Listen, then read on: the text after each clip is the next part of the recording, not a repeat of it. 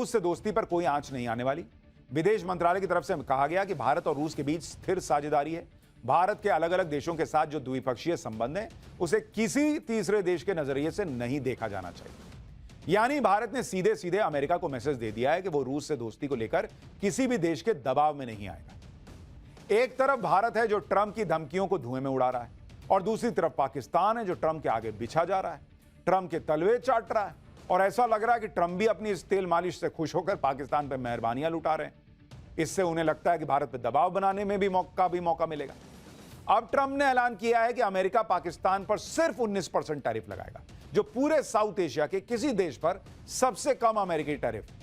अरे इतनी दोस्ती है तो टैरिफ जीरो कर दो, वो तो वैसे ही भिखारी देश है, वो तो कर्जा ले लेके चल रहा है, तो उससे टैरिफ क्यों ले रहे हो?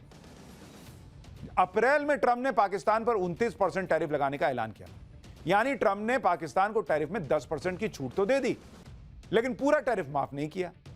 ट्रंप ने पाकिस्तान पर 2 दिन में दूसरी बड़ी मेहरबानी की।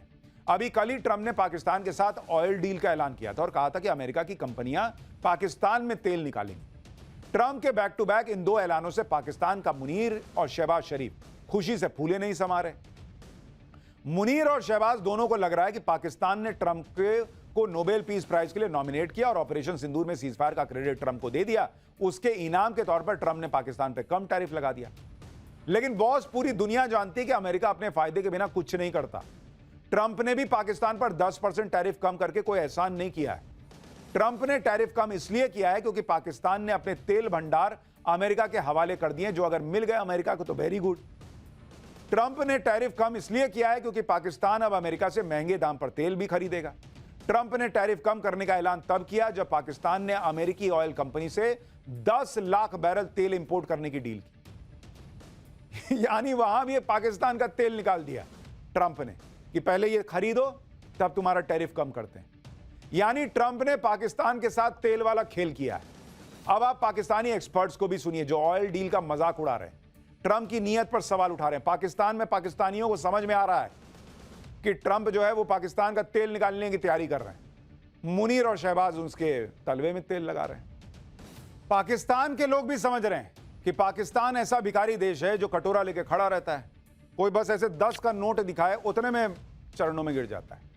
पाकिस्तान के लोग खुद हालांकि ये नहीं समझ पा रहे कि पाकिस्तान में कौन सा तेल का भंडार है जहां से अमेरिका तेल निकालेगा, लेकिन पाकिस्तानियों को यह जरूर समझ में आ चुका है कि ट्रंप पाकिस्तान में तेल निकले ना निकले, ट्रंप ने जो टैरिफ लगाया है उससे पाकिस्तान का तेल निकलना तय है। क्योंकि आप देखिए कि भिखारी पाकिस्तान के लिए तो 19% टैरिफ ही उसकी औकात से बाहर की बात है। पाकिस्तान तो खुद पूरी दुनिया से मांग मांग कर पेट पाल रहा है, तो अमेरिका को क्या देगा भाई वो।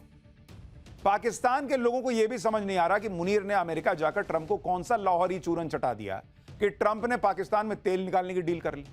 लोग पूछ रहे हैं कि अगर पाकिस्तान के पास वाकई में तेल के भंडार हैं तो फिर वो पूरी दुनिया में कटोरा लेकर क्यों घूम रहा है?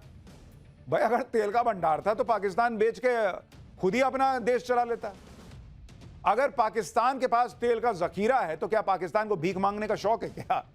अगर पाकिस्तान के पास इतने ही तेल के भंडार पड़े हैं तो चीन को क्यों नहीं दे दिए?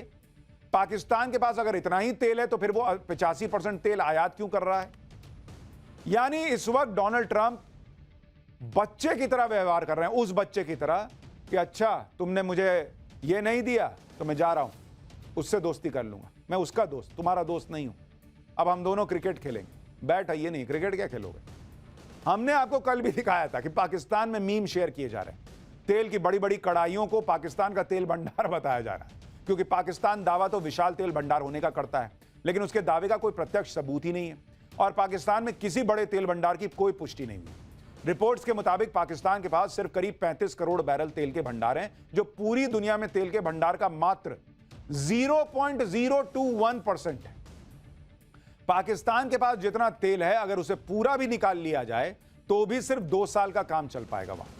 लेकिन अपने इत्तू से तेल भंडार से भी तेल निकालना पाकिस्तान के बस की बात नहीं, क्योंकि पाकिस्तान के पास जो भी तेल भंडार है वो बलूचिस्तान में है, जहां बलूचों का नियंत्रण है।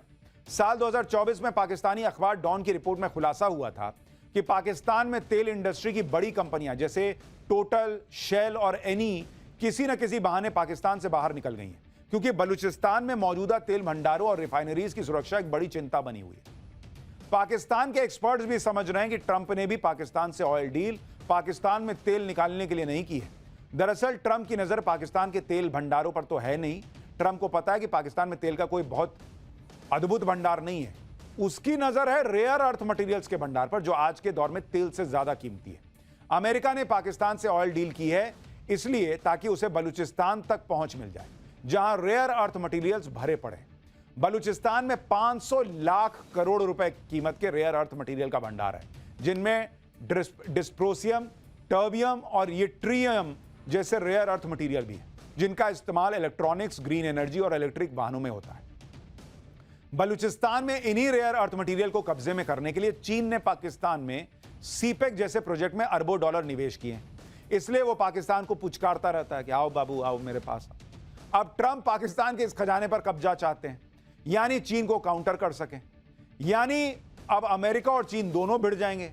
इधर से अमेरिका कहेगा आओ बाबू आओ, उधर से चीन कहेगा आओ बाबू आओ। बाबू का बाबा बन जाएगा कि इधर जाऊं कि उधर जाऊं। इस वक्त चीन और अमेरिका के बीच जबरदस्त ट्रेड वॉर चल रही है, और ऐसे वक्त में पाकिस्तान ने चीन को धोखा देकर अमेरिका से डील कर ली। इस पर तो चीन का भड़कना बनता भी है। आप देखिए कि चीन पाकिस्तान आर्थिक गलियारा प्रोजेक्ट के तहत पाकिस्तान में 5,70,000 करोड़ रुपए से ज्यादा का निवेश किया हुआ है, जिसमें ग्वादर में तेल रिफाइनरी और गैस पाइपलाइन में अरबों डॉलर का निवेश है। इसके अलावा पाकिस्तान अपने 80% हथियार भी चीन से खरीदता है। चीन ने पाकिस्तान को सबसे ज्यादा 2.5 लाख करोड़ रुपए से ज्यादा का कर्ज भी दिया हुआ है, और अब पाकिस्तान ने चीन को धोखा देकर अमेरिका से डील करनी चाहिए। जाहिर है चीन चुप तो बैठेगा नहीं, अपना उधार मांगेगा कि जाओ बेटा उधर सट रहे हो तो इधर उधार दो। ट्रंप ने ऑयल डील के नाम पर पाकिस्तान को अमेरिका से तेल खरीदने पर मजबूर कर दिया है। यानी दुनिया के 2 सुपर पावर देश की जंग में पाकिस्तान का तेल निकलना तय है। पाकिस्तान जिन तेल और खनिज भंडारों को ट्रंप के हवाले करने जा रहा है वो बलूचिस्तान में है, और यह जगह अमेरिका के लिए मौत का कुआं साबित हो सकती है, क्योंकि पाकिस्तान अमेरिका की डील के बाद बलूच नेता मीर यार बलूच ने ट्रंप को चेतावनी दी है। मीर यार बलूच ने एक सोशल मीडिया पोस्ट पर लिखा कि ट्रंप को पाकिस्तान के सेना प्रमुख जनरल असीम मुनीर ने गुमराह किया है। विशाल तेल और खनिज संपदा के भंडार पाकिस्तान में नहीं बल्कि बलूचिस्तान में है, और बलूचिस्तान एक संप्रभु देश है और पाकिस्तान के अवैध कब्जे में है। बलूचिस्तान कभी अपने रेयर अर्थ मटेरियल्स के भंडार का दोहन करने की अनुमति नहीं देगा। अगर बलूचिस्तान की संप्रभुता को नुकसान पहुंचाने की कोशिश की गई तो गंभीर परिणाम भुगतने होंगे। यानी अभी अमेरिका घुसा भी नहीं है और बलूचों ने बड़ी चेतावनी दे दी है। बलूच विद्रोहियों ने चीन के विरोध में बलूचिस्तान के अंदर सीपेक प्रोजेक्ट्स पर कई हमले पहले ही किए हैं। बलूचों का कहना है कि चीन उनके संसाधनों को लूट रहा है, इसलिए बलूचिस्तान में मौजूद चीनी नागरिकों पर कई हमले ऑलरेडी हो चुके हैं। तो वहां पर चीन ने अपने सैनिक लगा दिए कि भाई चलो ठीक है तुम ही रक्षा कर लो, पाकिस्तान वाले तो नहीं कर पा रहे हैं। तो ये सारा गेम चल रहा है।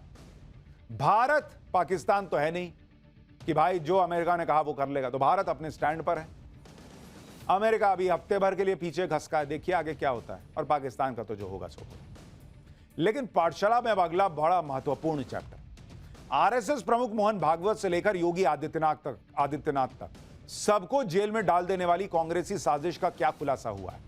हिंदू आतंकवाद के जरिए निशाने पर आरएसएस संघ से कौन सा खतरा जिसके लिए कांग्रेस राज में यह भयानक खेल हुआ, अब आपको उसके बारे में बताता हूं। भगवा आतंकवाद की जो थ्योरी कांग्रेस के राज में बनाई गई थी, एक एक करके उसकी सारी पोल पट्टी खुल रही। कल कोर्ट में मुहर लगाई गई कि कोई हिंदू आतंकवादी नहीं हुए, और मालेगांव ब्लास्ट के आरोपी बाइज्जत बरी हो गए। इसी के साथ वो लोग भी एक्सपोज हुए थे जिन लोगों ने कांग्रेस के राज में भगवा आतंकवाद और हिंदू आतंक जैसे शब्द बनाकर पूरे हिंदू समाज को टारगेट किया। लेकिन मकसद सिर्फ ये नहीं था कि हिंदुओं को आतंकवादी साबित कर दो, मकसद ये भी था कि आरएसएस को निशाना बना